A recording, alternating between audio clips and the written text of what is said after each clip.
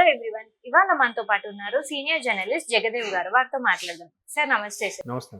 Sir, Varra Ravindra Reddy గారి remand report లో కొన్ని సంచలన విషయాలు ఉన్నాయని చెప్పేసి ఒక న్యూస్ వైరల్ అవుతుంది. సో దానిపైన మీ అభిప్రాయం? వర్రా రవీందర్ రెడ్డి అనే వ్యక్తి నిజంగా అంటే డబ్బు కోసం కక్కుర్తి పడొచ్చు కానీ డబ్బు కోసం పెంట తినే వాళ్ళు కూడా ఉంటారా అనేది అనిపిస్తుంది. ఎందుకంటే ఇంతవరకు ఇప్పుడు జనరల్గా మన దాకా వస్తే కానీ ఏ పెయిన్ తెలియదు కదా.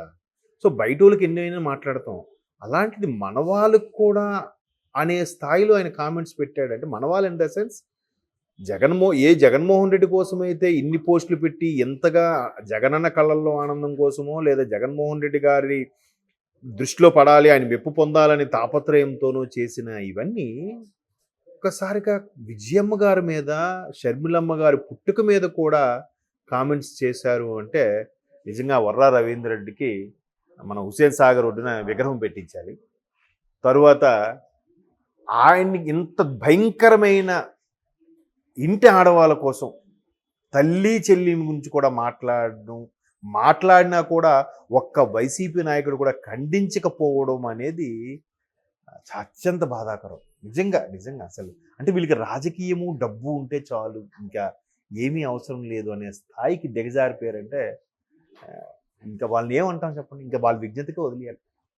అయితే ఇప్పుడు ఆయన్ని అరెస్ట్ చేసి రిమాండ్కి తీసుకెళ్ళిన తర్వాత పోలీసుల విషయంలో వెలుగు చూసే అంశాలు ఇంతకుముందు ఒక ఆర్టికల్ చదివాను, భయంకరంగా అనిపించింది నాకు. అంటే డబ్బు కోసం కక్కుర్తి పడతారు, మరి ఇంత దారుణంగానా? అయితే ఎవరు చెప్పారు? అందరికీ అర్థమైంది ఏంటంటే వైసీపీ నుంచి కొన్ని ఇన్పుట్స్ వస్తాయి, అందరికీ లెటర్సో మెసేజ్లో ఏవో వస్తాయి.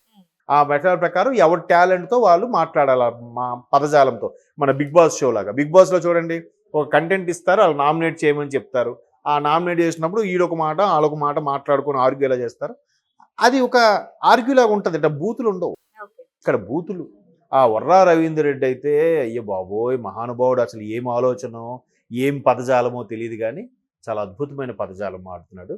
నిజంగా ఆ సాంస్క్రిట్ ఎక్కడ నేర్చుకున్నాడో ఆయన. అంటే మరొకడు ఆ పదం వాడాలంటే బొడుకు పుట్టాలి, అలా చేయాలి నిజంగా ట్రీట్మెంట్. అంత భయంకరమైన పదం అంటే నేను చర్చించడానికి కూడా, డిస్కస్ చేయడానికి కూడా నా నోరు యాక్సెప్ట్ చేయట్లేదు అటువంటి పదజాలం వాడడానికి.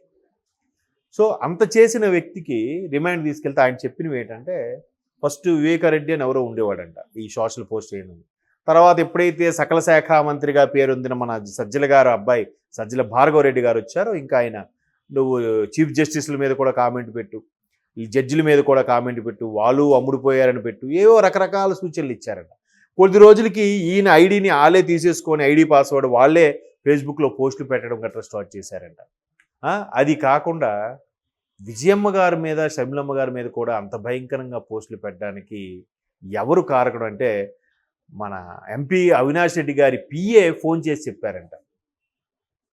చూడండి, అంటే ఎంత మళ్ళీ డిస్కస్ చేసుకునే వాళ్ళంటే ఇలా పెడితే బాగుంటుందా, అలా పెడితే బాగుంటుందా, వర్స్ట్గా వల్గర్గా ఎలా ఉంటుంది, ఫిల్తీ లాంగ్వేజ్ అంటారు, మీరు ఎప్పుడైనా విన్నారు లేదు?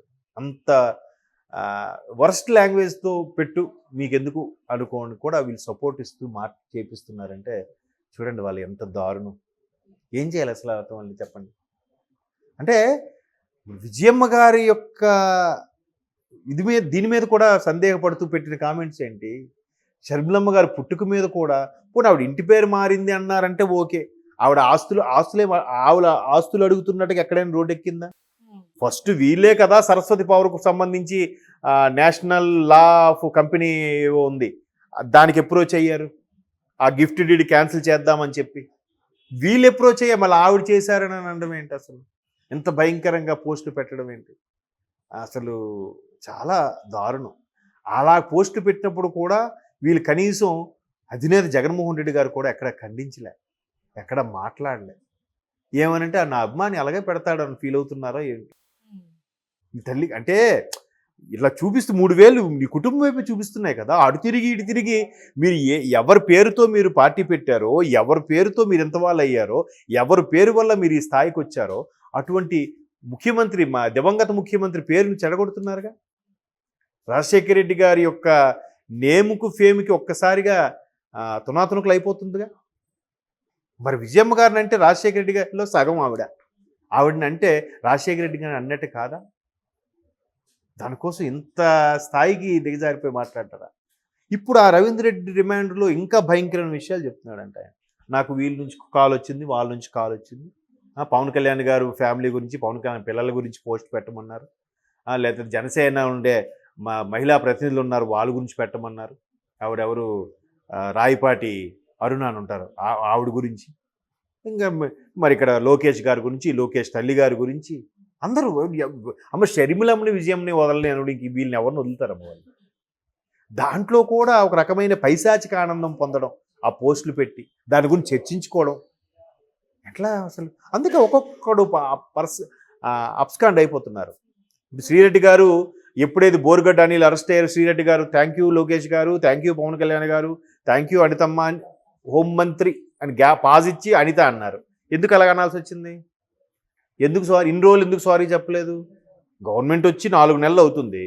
Almost all June, July, August, September, October 5 నెలలు అయిపోయి ఇప్పుడు సారీ ఏంటి? ఇప్పుడు రిలీజ్ అయ్యారా? అంటే ఒక్కొక్కడికి భయం స్టార్ట్ అయ్యింది. ఆఖరికి ఆర్జీవి గారి మీద కూడా కేసు వేశారంట. ఆయన కూడా పొద్దున్న ఏదో పోస్ట్ పెట్టినట్టు పెట్టి వాళ్ళు వెంటనే తీశారంట. కంగ్రాచులేషన్స్ లోకేష్ గారు అని ఏదో పెడుతూ, ఇందాక ఎక్కడో మన ఎస్ఎంఎస్లో వార్త చూశాను. సో ఇట్లా ఒక్కొక్కరు ఎందుకు మరి అంత పోటుగా అంత ధైర్యంగా కామెంట్ చేసి ట్వీట్లు పెట్టిన వాళ్ళు ఇప్పుడు ఎందుకు భయపడుతున్నట్టు? లోకేష్ రెడ్ బుక్ భయపడుతున్నారా, లేదా పోలీస్ వ్యవస్థకు భయపడుతున్నారా, కూటమి ప్రభుత్వానికి భయపడుతున్నారా? కూటమి ప్రభుత్వం కూడా వీళ్ళు ఎప్పుడైతే భయంకరంగా విజయం లాంటి వ్యక్తి మీద కూడా పెట్టారో ఇప్పుడు కదా అందరూ సమావేశమై చర్యలు ఇంకా వీళ్ళు అడ్డు అడుపు ఉండట్లేదు, వీళ్ళకి బ్రేక్ వేయాలని కదా ఇప్పుడు కదా మీటింగ్ పెట్టుకున్నది.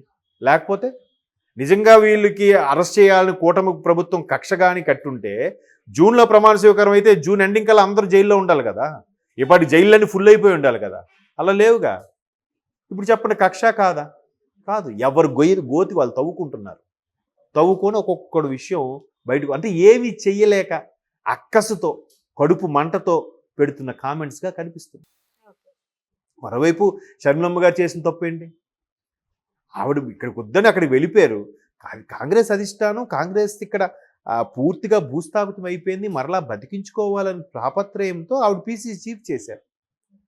సో ఇప్పుడు బెటర్గా కొంచెం పర్సంటేజ్ పెరిగింది.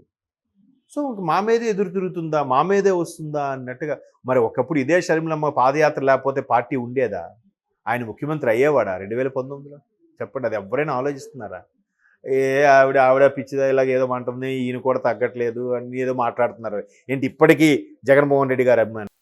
తల్లి చెల్లి మీద కూడా అటువంటి వ్యాఖ్యానాలు చేసిన వాడి మీద ఒక్క ఖండించిన డైలాగ్ కూడా ఖండన చేయకపోవడం అనే దారుణం, బాధాకరం. అయినప్పటికీ ఇంకా అదే పార్టీలో కొనసాగుతూ అదే పార్టీలో ఉండే కార్యకర్తలని, వ్యక్తుల్ని పూజించే వాళ్ళందరికీ శతకోటి వందనాలు. అంతకుమించి మనం ఇంకెక్కువ మాట్లాడకూడదు కూడా.